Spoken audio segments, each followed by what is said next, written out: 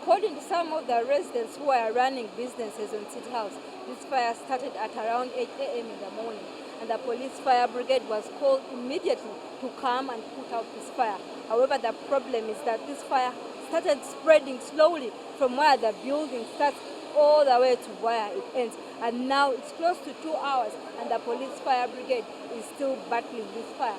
According to some of the people we've talked to, there might have been gas cylinders on this building, and maybe this explains why the fire is still raging even after 2 hours. Some of the traders who are running businesses here have now called upon the president to come and bail them out of the loans that they had secured to grow their businesses. There is a serious fire in the building.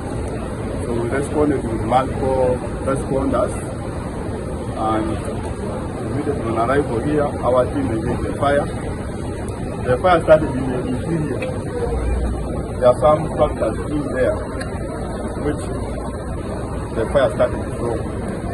And the fire picked up intensity from that point, and because of heat radiation, it was able to extend to other parts of the building.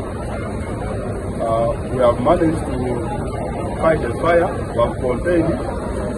As you see right now, we are doing just mop-up operation. We are the remaining blowing embers on the building. I don't have any information of any injury or death. We are yet to clear the whole place, and from there we shall ascertain what would have caused the fire.